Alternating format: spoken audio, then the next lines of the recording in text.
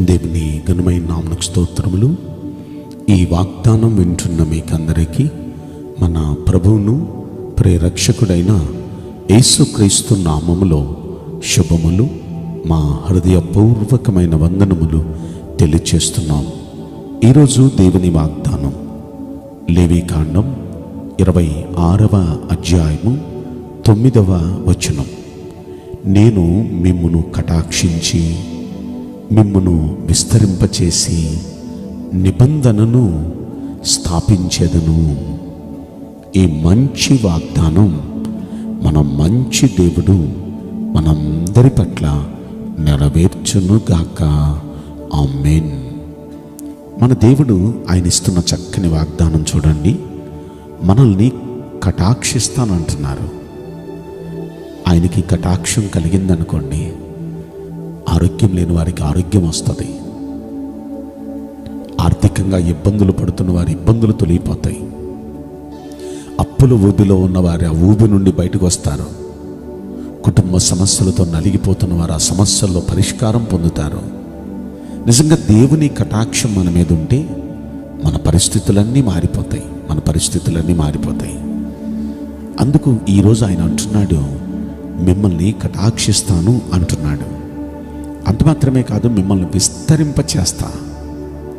ఇప్పటి వరకు మీకున్నది ఇరుకుగా ఉందా? అది మీ రాబడి కానివ్వండి, లేకపోతే కొన్ని ఇరుకుల్లో ఇబ్బందుల్లో మీరు ఉండనివ్వండి. వాటన్నిటినీ ఇబ్బందుల నుండి మిమ్మల్ని విశాలపరుస్తాడు. అంటే ఆ ఇబ్బంది తొలగిస్తాడు, లేకపోతే ఆ ఇరుకుల నుండి మిమ్మల్ని విడిపిస్తాడు, మిమ్మల్ని ఎక్స్పాండ్ చేస్తాడు. మిమ్మల్ని నిజంగా గొప్ప దేవుడు మిమ్మల్ని విశాలపరుస్తాడు ఆయన. అంత మాత్రమే కాదు, ఆయన మీతో చేసిన ఆ నిబంధనను స్థాపిస్తాడంటే నెరవేరుస్తాడు. ఏం చేస్తానని ప్రభు వాగ్దానం చేస్తూ వచ్చారో ఆ నిబంధనని, ఆ వాగ్దానాన్ని నెరవేరుస్తాడు తప్పక. దేవుడు తన వాగ్దానాన్ని మన పట్ల నెరవేర్చాలి అన్నా, రెండవది మన మీద ఆయన కటాక్షం చూపాలి అన్నా, మూడవది మనల్ని విస్తరింపచేయాలి. అంటే అన్ని విషయాల్లో వర్ధిల్ల చేయటం, దీవించటం, అదే విస్తరించటం. అలా విస్తరింపచేయాలంటే మనం చేయాల్సిన ఒక 4 మంచి పనులు ఈరోజు ప్రభు మనతో చెప్పారు.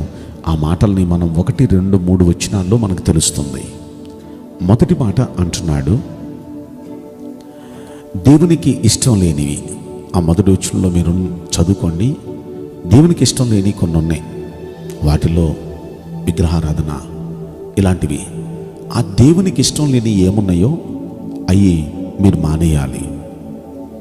దేవునికి ఇష్టం లేని పనులు, దేవునికి ఇష్టం లేని మాటలు, దేవునికి ఇష్టం లేని చూపులు, దేవునికి ఇష్టం లేని ఆలోచనలు, దేవునికి ఇష్టం లేనివన్నీ మనం మానేసుకోవాలి. అవన్నీ వదిలేయాలి. అది మనం చేయాల్సిన మొదటి మంచి పని. దేవుడు మనల్ని చూచి కటాక్షించాలి అంటే ఖచ్చితంగా ఆయనకి ఇష్టం లేని మానేయాలి. ఎప్పుడైతే మనం మానేస్తామో ఆయనకి దయ కలిగిద్ది మన మీద. ఎప్పుడైతే ఆయనకి దయ కలిగిందో మన స్థితిగతులన్నీ మారిపోతాయి.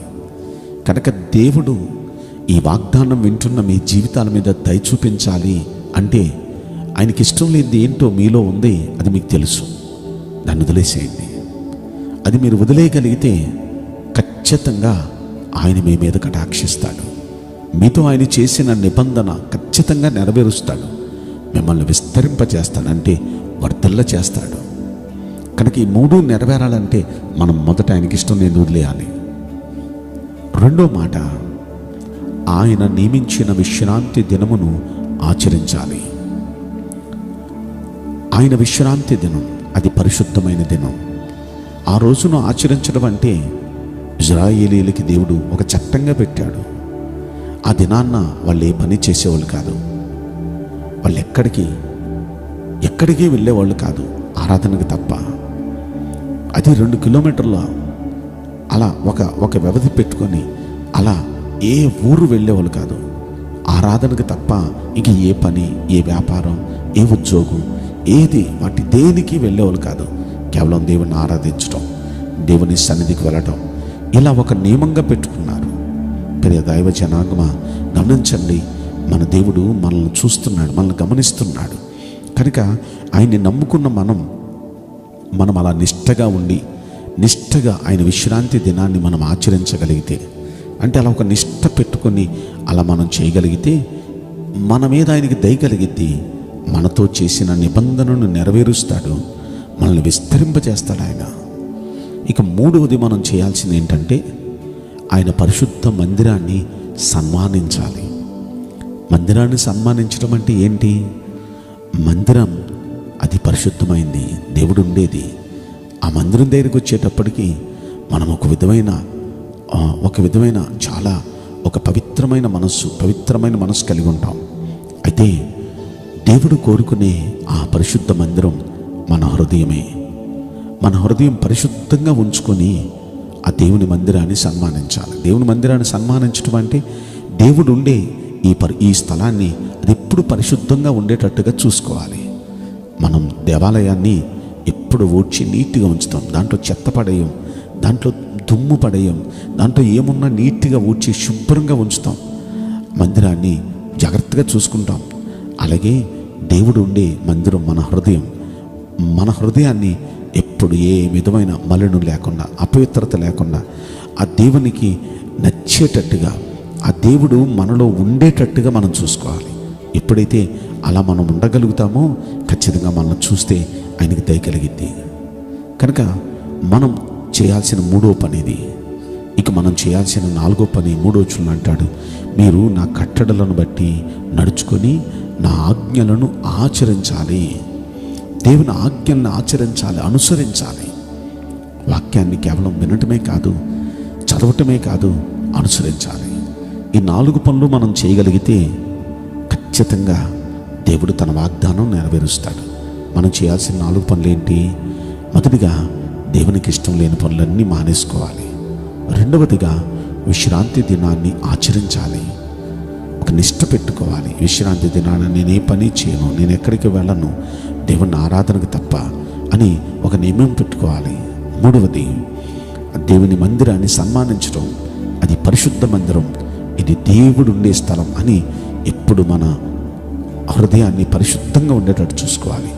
నాలుగవది ఆయన వాక్యాన్ని అనుసరించి నడుచుకోవాలి. ఈ 4 పనులు మనం చేయగలిగితే ఖచ్చితంగా మన జీవితాల మీద ఆయన కటాక్షం చూపుతాడు, మనతో చేసిన నిబంధన నెరవేరుస్తాడు, మనల్ని విస్తరింపచేస్తారు, వర్ధల్ల చేస్తారు. కనుక ఈ వాగ్దానం వింటున్న మనలో ప్రతి వ్యక్తి జీవితంలో ఈ 3 మన మంచి యేసయ్య జరిగించునుగాక. ఆమేన్. నేను మీకోసం ప్రార్థన చేయబోతున్నాను.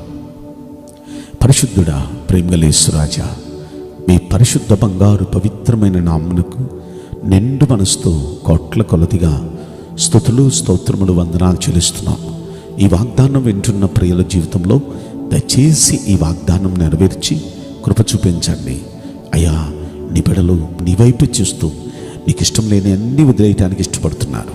విశ్రాంతి దినాన్ని ఆచరించడానికి ఇష్టపడుతున్నారు. నీవుండే పరిశుద్ధ స్థలాన్ని, మందిరాన్ని అయ్యా అది పరిశుద్ధంగా ఉంచి మిమ్మల్ని సన్మానించడానికి ఇష్టపడుతున్నారు. మీ వాక్యాన్ని అనుసరించి నడవటానికి ఇష్టపడుతున్నారు. దయచేసి మీ బిడ్డల మీద కటాక్షం చూపించండి. మీ బిడ్డల పట్ల మీ వాగ్దానాన్ని నెరవేర్చండి. మీ బిడ్డలను విస్తరింపచేయండి. నిశ్చయంగా ఈ వాగ్దానం ప్రతి వ్యక్తి జీవితంలో నెరవేరుస్తున్నందుకు స్తోత్రములు, కృతజ్ఞతలు చెల్లిస్తూ నజరుడైన యేసుక్రీస్తు ప్రశస్తమైన నామములో మిక్కిలి వినయముతో ప్రార్థించి బ్రతిమలాడి వేడుకుంటున్నాం ప్రియ పరలోకపు తండ్రి. ఆమేన్. May God bless you all. Thank you.